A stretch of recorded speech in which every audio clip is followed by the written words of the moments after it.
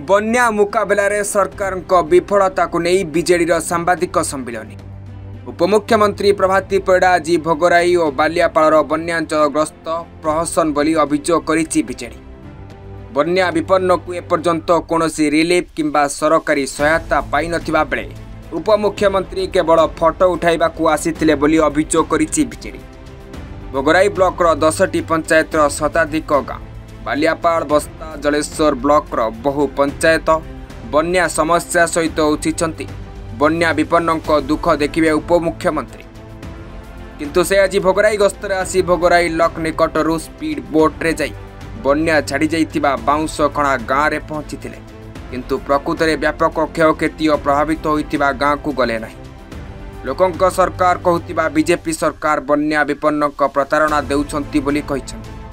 भोगराई रे बन्या विपन्न को रिलीफ नदेले आंदोलन तीव्रतर हेबो नै भोगराई रे आयोजित सांबादिक सम्मेलन भोगराई विधायक गौतम बुद्ध दास, बीजेडी नेत्री लेखाश्री सामंत सेहार, जलेश्वर विधायक अश्विन कुमार पात्र चेतावनी दैछंती। देखु गत प्राय 10 दिन हला आमर भोगराई अंचल सुवर्णखार बन्या उबुटुबु होउछि। 10 दिन भितरे 2टी बड़ बन्या आसिला एवं ए बन्या को मुकाबिला करिबारे बा बन्यार प्रस्तुति करिबारे राज्य सरकार संपूर्ण भाव में विफल होइछंती। आज 10 दिन 12 दिन परे सरकार मन पड़ा एवं माननीय उपमुख्यमंत्री आज बन्या परिदर्शन रे आसिले। से भी जोटी परिदर्शन कले से अंचल रे आ बन्या पानी नाही। बन्या एबे भी आमको हंतसंत करुछि। आम लोक वर्तमान भी प्राय 14टी पंचायत रे लोक पानी घेर रे अछंती, लोक दुख दुर्दशा भितर अछंती। एमाने केवल प्रहसन करिकरी केवल बन्या समय आसी खाली फोटो उठा सरकार को रिपोर्ट करा बोधे आसचंती।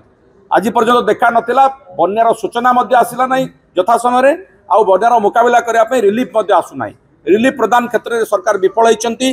चूड़ा गोटे परिवार को 300 ग्राम चूड़ा देकरी माने बाहबा नवा को चेष्टा करुछंती, ताको आमे निंदा करुछु।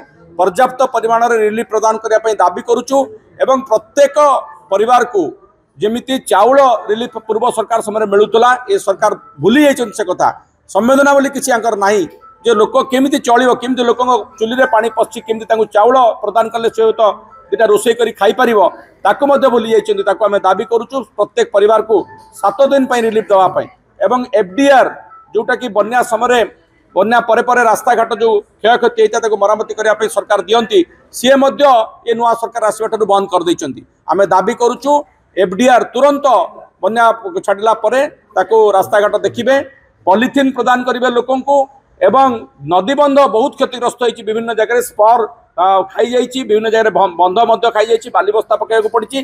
ताको मरामती करिवे एवं परवर्ती बन्यारू आगामी दिन तो बन्या तो आसीबा आउरी, कारण ये वर्षा दिन आरंभ होला।